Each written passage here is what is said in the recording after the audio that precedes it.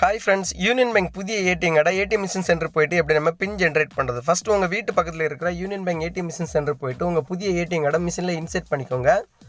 Insert பண்ண அப்புறம் பார்த்தீங்கன்னா லாங்குவேஜ் கேட்கும். கீழே பார்த்தீங்கன்னா உங்களுக்கு செட் ஏடிஎம் பின் அந்த ஆப்ஷனை செலக்ட் பண்ணிக்கோங்க. அந்த ஆப்ஷனை செலக்ட் பண்ண அப்புறம் பார்த்தீங்கன்னா டிஸ்பிளேல உங்களுக்கு ஓடிபி ஜென்ரேட் அந்த ஆப்ஷனை செலக்ட் பண்ணிக்கோங்க. செலக்ட் பண்ண அப்புறம் பார்த்தீங்கன்னா லெஃப்ட் சைடு எஸ் அந்த ஆப்ஷனை செலக்ட் பண்ணிக்கோங்க. எஸ் ஆப்ஷன் செலக்ட் பண்ண அப்புறம் பார்த்தீங்கன்னா நீங்கள் யூனியன் பேங்க்கில் ஃபஸ்ட் டைம் நீங்கள் அக்கௌண்ட் ஓப்பன் பண்ணும்போது ஒரு மொபைல் நம்பர் கொடுத்துருப்பீங்க.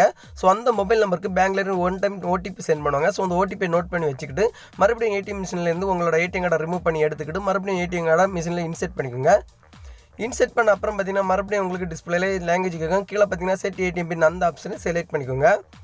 அந்த ஆப்ஷனை செலக்ட் பண்ண அப்புறம் பார்த்தீங்கன்னா செகண்டாக ஓடிபி வேலிடேட் அந்த ஆப்ஷனை செலக்ட் பண்ணிட்டு உங்கள் மொபைல் நம்பருக்கு வந்திருக்க ஓடிபி எடுத்து நீங்கள் இதில் என்ட்ரி பண்ணிக்கோங்க.